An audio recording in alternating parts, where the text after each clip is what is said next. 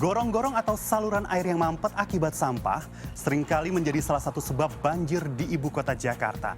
Tahun 2016 lalu sempat terjadi kehebohan saat gorong-gorong di kawasan Jalan Medan Merdeka penuh dengan tumpukan sampah kabel. Lalu bagaimana kondisinya kini? Berikut laporan khas Selamat Siang Indonesia. Saat ibu kota diguyur hujan, biasanya genangan dan banjir langsung terjadi di berbagai tempat. Kemacetan parah pun terjadi di mana-mana. Penyebab terjadinya genangan ataupun banjir tak semata karena tingginya curah hujan. Selokan atau gorong-gorong yang mampet juga menjadi salah satu penyebabnya. Peristiwa yang terjadi tahun 2016 lalu menjadi contohnya. Saat itu ditemukan tumpukan gulungan pembungkus kabel di dalam gorong-gorong. Salah satunya di kawasan Jalan Medan Merdeka, Jakarta Pusat. Tumpukan kabel inilah yang menyumbat saluran air hingga mudah terjadi genangan di jalanan saat hujan turun. Untuk mengantisipasi ada lagi timbunan sampah, pasukan oranye diterjunkan ke berbagai saluran air di ibu kota. Kali ini, Timnet mengikuti aktivitas tim oranye yang tengah membersihkan gorong-gorong di Jalan Medan Merdeka Utara ini. Gorong-gorong di tempat ini masuk dalam kualifikasi gorong-gorong kering. Yang sekarang aku pengen ajak ngobrol, salah satu kepalanya nih.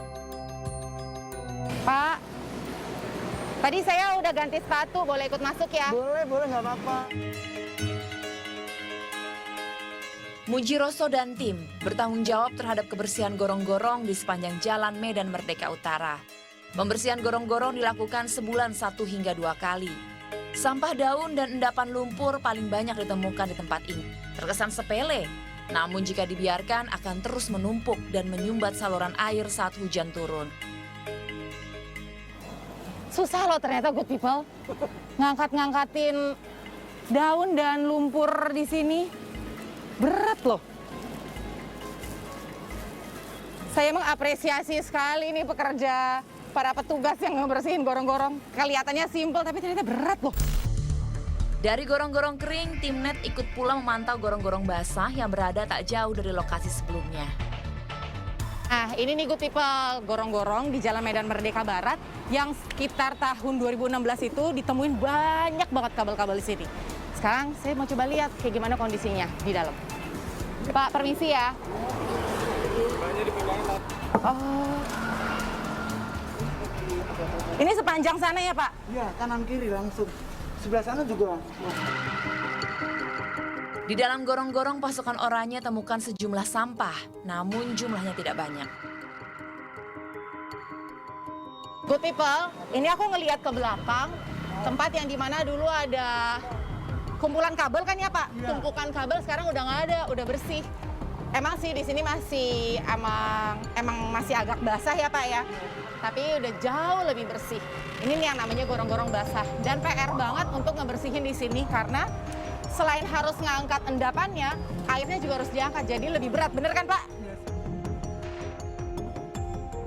Ya paling nggak ini juga karena kan dulu kan pernah ada itu kabel-kabel terus kayak besi apa gitu. Ternyata setelah itu ditemukan dari pihak berwajib, nah kebetulan alhamdulillah tuh sampai sekarang aman gitu, nggak pernah ditemukan kayak gitu-gitu lagi gitu.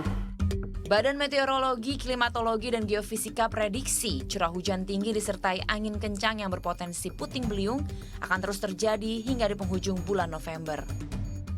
Saat ini kondisi cuaca lokal sudah cukup dominan sehingga potensi-potensi seperti angin kencang, kemudian juga bisa jadi puting beliung ini akan relatif lebih sering terjadi sehingga masyarakat diharap lebih waspada. Nah, terakhir tentu saja kita masih memiliki waktu di bulan November ini untuk menyiapkan kondisi lingkungan kita, kemudian juga pohon-pohon yang sekiranya sudah rapuh ataupun berpotensi untuk tumbang agar dirapikan karena nanti di Desember, Januari, dan Februari curah hujan justru akan semakin meningkat dan akan memungkinkan juga terjadi potensi angin kencang.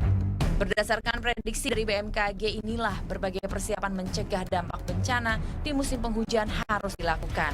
Tim Liputan melaporkan untuk NET.